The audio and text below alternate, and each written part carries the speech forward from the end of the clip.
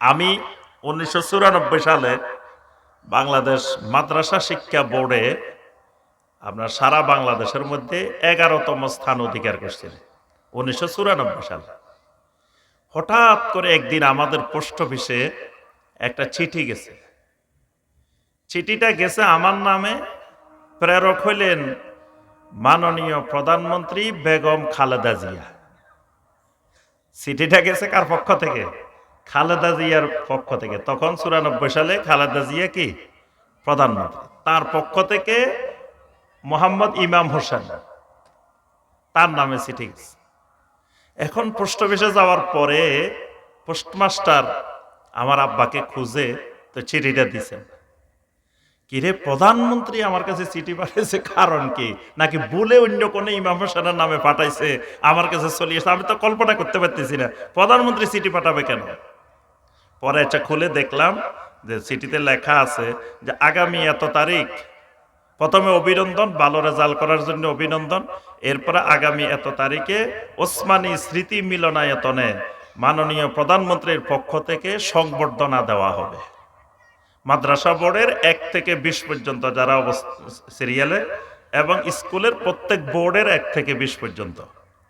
আচ্ছা, যাই হোক, তো পরে এবার গেলাম আমি, আমার এক ভাই আর আমার এক শিক্ষক, আমরা 3 জন ওসমানী স্মৃতি মিলনায়তনে গেছি। তো পরে যখন সংবর্ধনা হলো, আমাদেরকে গোল্ড মেডেল দিলেন, বই দিলেন, অনেক কিছু দিচ্ছেন। দিয়ে আমরা বের হইতেছি, এবারে সাংবাদিকেরা আমাদেরকে জিজ্ঞাসা করতেছেন যে আপনি, আমাকে জিজ্ঞাসা করতেছে, আপনি একটা গ্রামের মাদ্রাসায়, সে ফেনী জেলার ছাগলনাইয়া উপজেলার একবারে একটা গ্রাম, মধুগ্রাম জিনারহাট ফাজিল মাদ্রাসা, এই মাদ্রাসা একটা গ্রামের মাদ্রাসায় পড়ে এত ভালো রেজাল্ট কিভাবে করছেন? ডেলি আমাদের একটু বিয়ের দাওয়াত থাকে, থাকে, কত সব প্রোগ্রাম থাকে, কিন্তু কেরাত লম্বা করে ফেলায়। অর্থাৎ আমাদের কথা বাড়ে গেছে, কাজ কমে গেছে। কিন্তু ইসলামের নির্দেশনা হলো, নবী সাল্লাল্লাহু আলাইহি ওয়াসাল্লামের সুন্নাহ হলো কথা কম, কাজ বেশি। নবী সাল্লাল্লাহু আলাইহি ওয়াসাল্লাম কথা বলতেন একেবারে কম। দেখবেন নবী সাল্লাল্লাহু আলাইহি ওয়াসাল্লামের খুতবাগুলো একবারে ছোট ছোট, হাদিসগুলো ছোট ছোট, কথা কম বলতেন, কিন্তু নবী সাল্লাল্লাহু আলাইহি ওয়াসাল্লাম কাজ করতেন বেশি। তাহলে আসেন, আমাদের মূল বিষয় ঈমানের 3টা গুরুত্বপূর্ণ উসুল। এই 3টা উসুল হলো, কবরে যে 3টা প্রশ্ন করা হবে, এই 3টাই ঈমানের 3টা উসুল। আপনি ধরেন ক্লাস 10-এ পড়েন, আপনার টার্গেট কি? যে সামনে এসএসসি পরীক্ষা, এসএসসি পরীক্ষা যাতে আপনি গোল্ডেন এ প্লাস পান, ভালো পান, ওই টার্গেট করেই তো আপনি বছরের প্রথম থেকে লেখাপড়া শুরু করেন। কি উদ্দেশ্য এটা থাকে না? তাহলে আমার আপনার দুনিয়ায় আসার উদ্দেশ্যটাই হলো, কবরে যে পরীক্ষাটা হবে দুনিয়াতে, ওই পরীক্ষাটা কেন্দ্রিক আপনি প্রস্তুতি নেবেন, পড়ালেখা করবেন, কাজ করবেন, এটাই হলো মূল কাজ।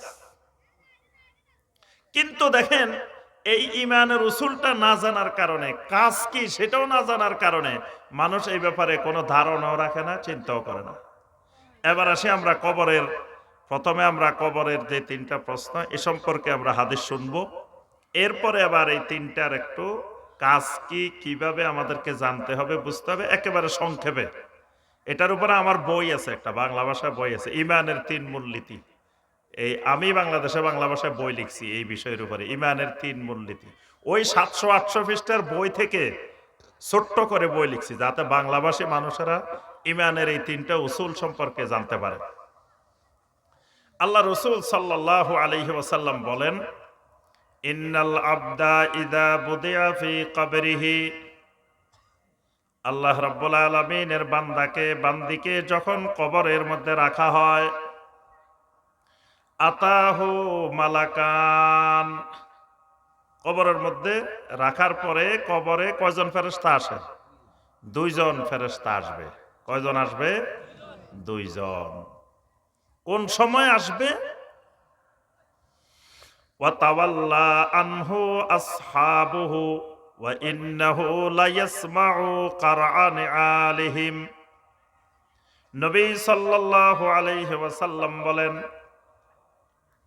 একজন ব্যক্তিকে যখন কবরস্থানের দিকে নিয়ে যাওয়া হয়, ইয়াতবাউল মাইয়াতা সালাসা, মাইয়াতকে পিছনে পিছনে 3টা জিনিস অনুসরণ করে। অর্থাৎ মাইয়েতের সাথে কবরস্থান পর্যন্ত তিনটা জিনিস যায়। আহলুহু ওয়া মালুহু ওয়া আমালুহু। এক নম্বরে তার আহাল যায়, পিছনে পিছনে তার ছেলেরা যায়, তার আত্মীয় স্বজন যায়, প্রতিবেশীরা যায়। দুই নম্বরে ওয়া মালুহু, তার মালটাও সম্পদও কবরস্থান পর্যন্ত যায়।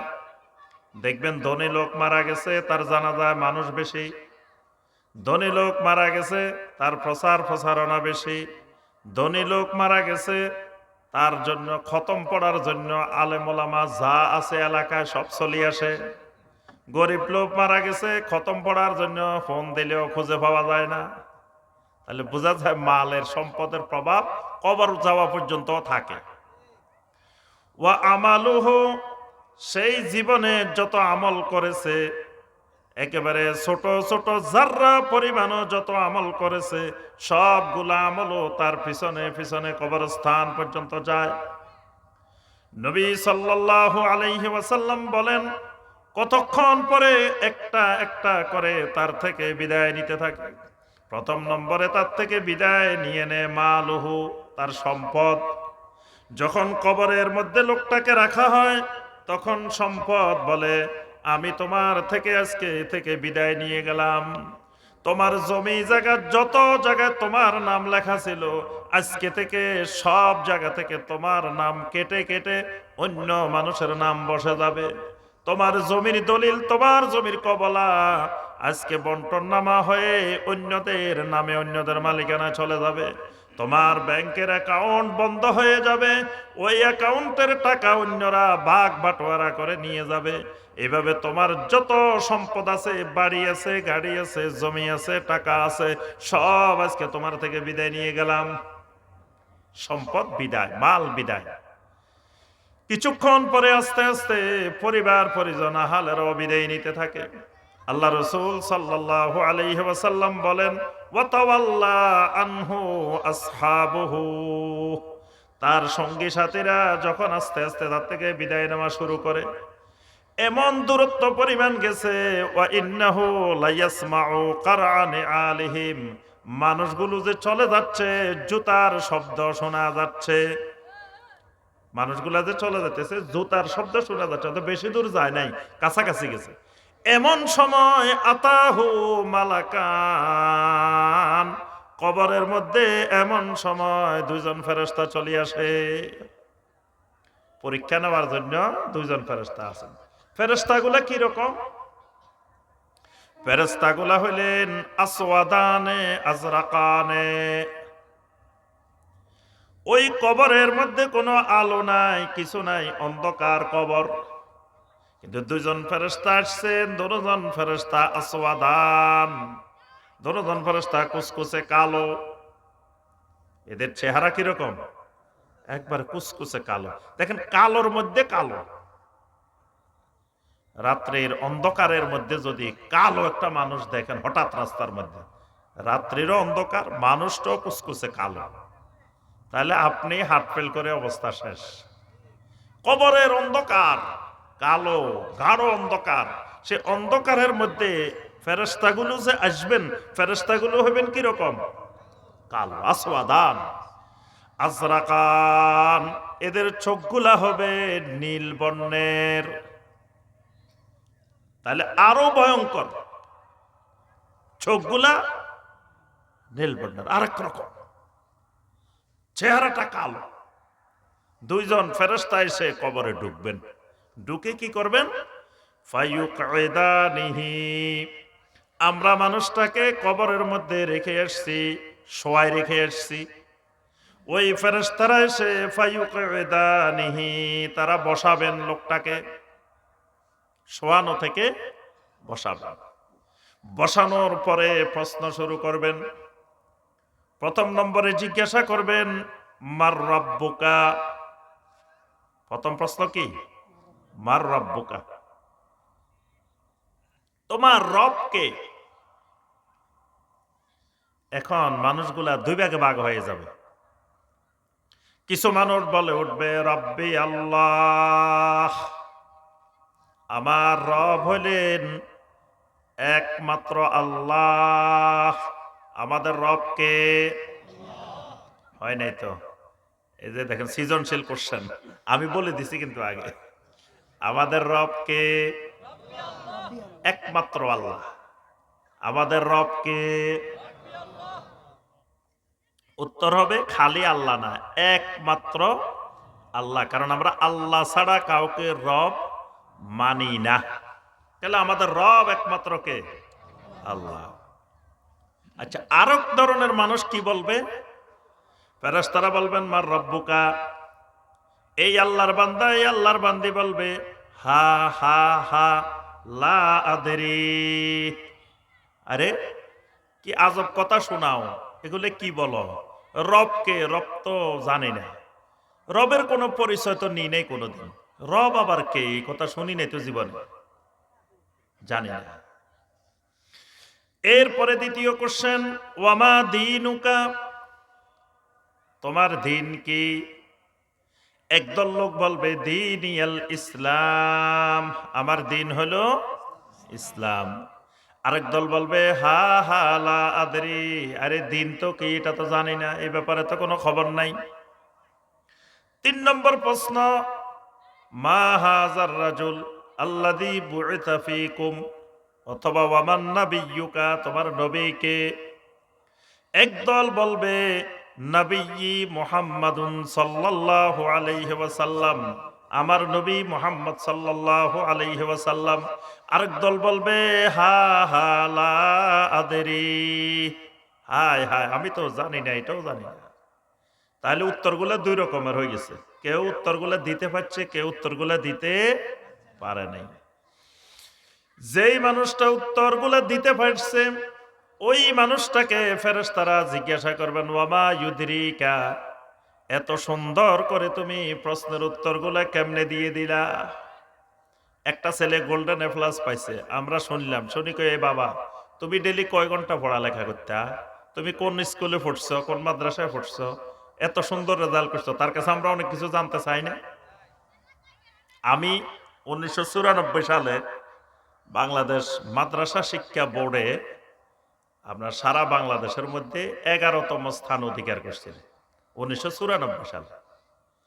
হঠাৎ করে একদিন আমাদের পোস্ট অফিসে একটা চিঠি গেছে। চিঠিটা গেছে আমার নামে, প্রেরক হইলেন মাননীয় প্রধানমন্ত্রী বেগম খালেদা জিয়া। চিঠিটা গেছে কার পক্ষ থেকে? খালেদা জিয়ার পক্ষ থেকে। তখন 94 সালে খালেদা জিয়া কি প্রধানমন্ত্রী, তার পক্ষ থেকে মোহাম্মদ ইমাম হোসেন, তার নামে চিঠি গেছে। এখন পোস্ট অফিসে যাওয়ার পরে পোস্টমাস্টার আমার আব্বাকে খুঁজে তো চিঠিটা দিছেন। কিরে প্রধানমন্ত্রী আমার কাছে চিঠি পাঠাইছে, কারণ কি? নাকি বলে অন্য কোনো ইমাম হোসেনের নামে পাঠাইছে, আমার কাছে চলে এসে? আমি তো কল্পনা করতে পারতেছি না প্রধানমন্ত্রী চিঠি পাঠাবে কেন। পরে এটা খুলে দেখলাম যে চিঠিতে লেখা আছে যে আগামী এত তারিখ, প্রথমে অভিনন্দন, ভালো রেজাল্ট করার জন্য অভিনন্দন। এরপরে আগামী এত তারিখে ওসমানী স্মৃতি মিলনায়তনে মাননীয় প্রধানমন্ত্রীর পক্ষ থেকে সংবর্ধনা দেওয়া হবে মাদ্রাসা বোর্ডের 1 থেকে 20 পর্যন্ত যারা সিরিয়ালে, এবং স্কুলের প্রত্যেক বোর্ডের 1 থেকে 20 পর্যন্ত। আচ্ছা যাই হোক, তো পরে এবার গেলাম আমি, আমার এক ভাই আর আমার এক শিক্ষক, আমরা 3 জন ওসমানী স্মৃতি মিলনায়তনে গেছি। তো পরে যখন সংবর্ধনা হলো আমাদেরকে গোল্ড মেডেল দিলেন, বই দিলেন, অনেক কিছু দিচ্ছেন। দিয়ে আমরা বের হইতেছি, এবারে সাংবাদিকেরা আমাদেরকে জিজ্ঞাসা করতেছেন যে আপনি, আমাকে জিজ্ঞাসা করতেছে আপনি একটা গ্রামের মাদ্রাসায়, সে ফেনী জেলার ছাগলনাইয়া উপজেলার একবারে একটা গ্রাম মধুগ্রাম জিনারহাট ফাজিল মাদ্রাসা, এই মাদ্রাসা একটা গ্রামের মাদ্রাসায় পড়ে এত ভালো রেজাল্ট কিভাবে করছেন, ডেলি কয় ঘন্টা লেখাপড়া করতেন, তারপর আজকে যে আপনাকে প্রধানমন্ত্রী সরাসরি এই পুরস্কার দিল, আপনার অনুভূতি কেমন, এগুলো জিজ্ঞাসা করতেছে। তাহলে একটা ছেলে ভালো রেজাল্ট করলে আমরা এরকম অনেক কিছু জানতে চাই না? কবরেও যখন দেখবে ওই ফেরেশতারা যে কিরে এত সুন্দর করে উত্তর দিয়ে দিছে লোকটা, তখন জিজ্ঞাসা করবে বাবা ইউদরিকা। ফেরেশতারা মনে মনে কইব এই তো কোনো ভালো ওস্তাদের স্টুডেন্ট, না হয় এত সুন্দর করে উত্তর দিয়ে দিল কেমনে? জিজ্ঞেস করবে ওয়ামা ইউদ্রিকা, জানলা কেমনে? যিনি সুন্দরভাবে উত্তর দিয়েছেন তিনি বলে উঠবেন কারাআতু কিতাবাল্লাহ ফাআমানতু বিহি ওয়া সাদ্দাকতু। ও ফেরেশতারা, আমরা তো দুনিয়াতে আল্লাহর কিতাব পড়তাম, আল্লাহর কিতাব অধ্যয়ন করতাম, ফাআমানতু বিহি, আল্লাহর কিতাবের উপরে ঈমান এনেছি, ওয়া সাদ্দাকতু, আল্লাহর কিতাবের ভিতরে যা পাইছি সেটা বিশ্বাস করছি, সত্যায়ন করছি। সুবহানাল্লাহ। আল্লাহর কিতাব থেকে উত্তর এগুলা জানছি। তাহলে উত্তর এগুলা শিখতে হলে, পড়তে হলে কোথায় যেতে হবে? আল্লাহর কিতাবের কাছে যেতে হবে। এখন আল্লাহর কিতাবের সাথে সম্পর্ক নাই, আপনি কবরে যাই পরীক্ষা পাস করে ফেলবেন। কোনদিন আপনি বাংলা বইও খুলে দেখেন নাই, অঙ্ক বইও খুলে দেখেন নাই, ইংরেজি বইও খুলে দেখেন নাই, কোচিংও করেন নাই, প্রাইভেটও করেন নাই, ক্লাসও করেন নাই, পরীক্ষায় A+ পাই বসে দেখবেন? সম্ভব? তাহলে এই 3 প্রশ্নের উত্তর শিখতে হলে, জানতে হলে কারাতু কিতাবাল্লাহি ফাআমানতু বিহি ওয়া সাদ্দাকতু, আল্লাহর কিতাবের কাছে যাওয়া লাগবে। আল্লাহর কিতাবের কাছে গেলে এই প্রশ্নের সমাধান, প্রশ্নের উত্তর, সাজেশন সব দেওয়া আছে। যেই মানুষগুলা উত্তর পারে নাই, একটা প্রশ্নের উত্তরও দিতে পারে নাই, এই মানুষগুলাকেও জিজ্ঞাসা করা হবে হালা তালাইতা ওয়ালা দারাইতা। এই বেয়াক্কল, গাদা, বেয়াদব, এত সোজা সোজা প্রশ্ন এগুলা পারলি না কেন? হালা তালাইতা ওয়ালা দারাইতা, তুই কি কোনোদিন আল্লাহর কিতাব পড়স নাই? আল্লাহর কিতাবের কাছে যাস নাই?